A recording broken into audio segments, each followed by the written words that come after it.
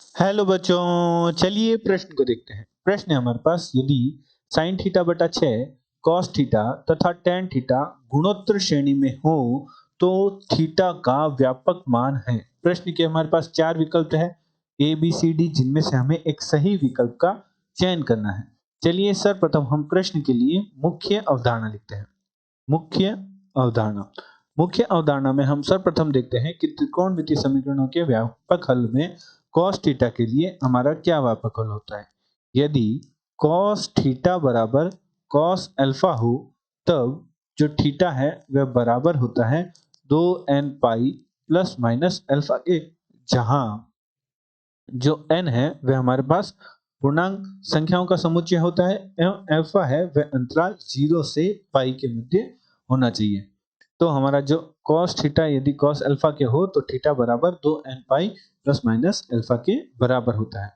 एवं यदि A B C गुणोत्तर श्रेणी में हो, यदि हमारे पास कोई तीन संख्या है ए बी सी गुणोत्तर श्रेणी में हो, तब इस स्थिति में जो b का वर्ग है वह बराबर होता है ac के।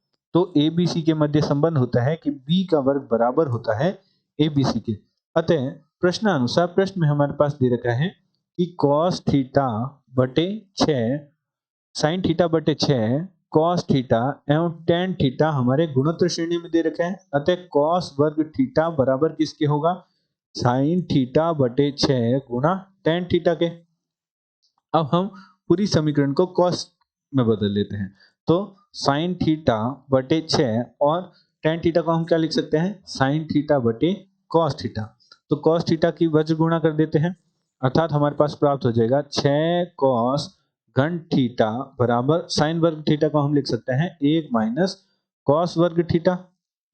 तो हमारे पास समीकरण बन जाएगी 6 cos घन थीटा प्लस cos वर्ग थीटा माइनस 1 बराबर 0 के।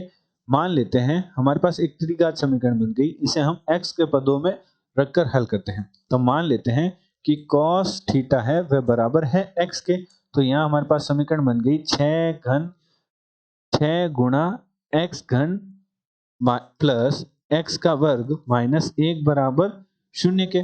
तो अब हम जो हमारी समीकरण है वह x बराबर 1/2 पर संतुष्ट करती है।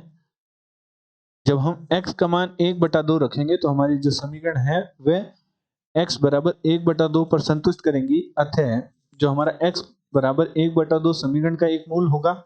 तो अन्य जो हमारी मूल ज्ञात करने के लिए हम x माइनस 1/2 का हम समीकरण में क्या कर देते हैं?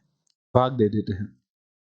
तो हमारी समीकरण थी वह थी 6x का घन प्लस cos वर्ग थी, हमारे पास थी 6x का घन और x का वर्ग माइनस 1 हमारे पास था। तो सर्वप्रथम हम 6x के वर्ग का भाग देते हैं। तो 6x का घन माइनस में हमारे पास क्या आ जाएगा? 3x का वर्ग। तो यहाँ हल करेंगे तो यहाँ हमारे पास माइनस हो जाएगा, यहाँ प्लस हो जाएगा। तो 4x का वर्ग माइनस 1। अब हम प्लस के 4x का भाग देंगे तो 4x का वर्ग माइनस का हमारे पास आ जाएगा 2x। तो यहाँ माइनस यहाँ प्लस, तो यहाँ हमारे पास आ जाएगा 2x माइनस 1। अब हम प्लस के 2 का भाग दे देते हैं तो 2x हमारे पास माइनस का 1। तो यहाँ हमारा पूरा भाग चला गया। तो हमारे पास जो समीकरण बन जाएगी जो कि कुछ इस प्रकार बनेगी कि हमारे पास जो मूल समीकरण थी 6x का घन प्लस x का वर्ग माइनस 1 को हम इस प्रकार लिख सकते हैं x माइनस 1/2 गुणा 6x का वर्ग प्लस 4x प्लस 2, जो कि किसके बराबर है? 0 के। तो यहाँ से हम कह सकते हैं कि x माइनस 1/2 है, x माइनस 1/2 है वह 0 के बराबर है, और 6x का वर्ग प्लस 4x प्लस 2 किसके बराबर है? 0 के। तो यहाँ से हम कह सकते हैं कि x बराबर है 1/2 के, और 4x का वर्ग प्लस 6x का वर्ग प्लस 4x प्लस 2 किसके बराबर है? 0 के। तो 2 उभयनिष्ठ ले लेंगे तो x का वर्ग प्लस 2x प्लस 1 किसके बराबर होगा? 0 के। तो यहाँ से हम देखते हैं x का मान निकालते हैं। तो x बराबर हमारे पास होगा माइनस डी। तो माइनस 2 प्लस माइनस वर्ग मूल d का वर्ग 4 का वर्ग माइनस 4 गुणा 1 गुणा 1/2। तो हमारे पास जो मान आएगा वह मान क्या आ रहे हैं? काल्पनिक मान आ रहे हैं, क्योंकि वर्गमूल के अंदर हमारे पास क्या आ रहा है? ऋणात्मक मान आ रहा है, तो हमारे ये मान काल्पनिक है, अतः ये संभव नहीं है। तो x बराबर हमारे पास प्राप्त हुआ 1/2। तो ये संभव इसलिए नहीं है क्योंकि x किसके बराबर है? cos थीटा के बराबर। तो यहाँ हम x बराबर पुनः रख देते हैं cos थीटा, क्योंकि cos थीटा बराबर 1/2। क्योंकि जो cos का मान है वह काल्पनिक नहीं हो सकता, इसलिए वह मान संभव नहीं है। जो हमारी द्वितीय समीकरण बनी थी द्विघात की, वह मान संभव नहीं है और cos थीटा बराबर 1/2 के प्राप्त हुआ। तो cos थीटा बराबर cos, जो हमारा 1/2 कब होता है? cos के हमारे पास 60 डिग्री पर होता है, अर्थात cos π/3 पर होता है।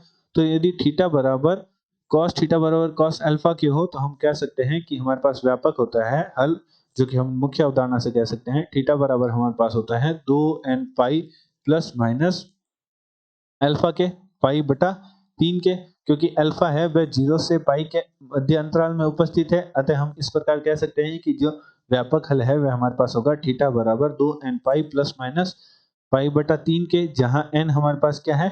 इकाई पूर्णांकों का समुच्चय है। तो हमारे पास निम्न हल है वह व्यापक हल प्राप्त हुआ। तो चलिए प्रश्न के विकल्प देखते हैं।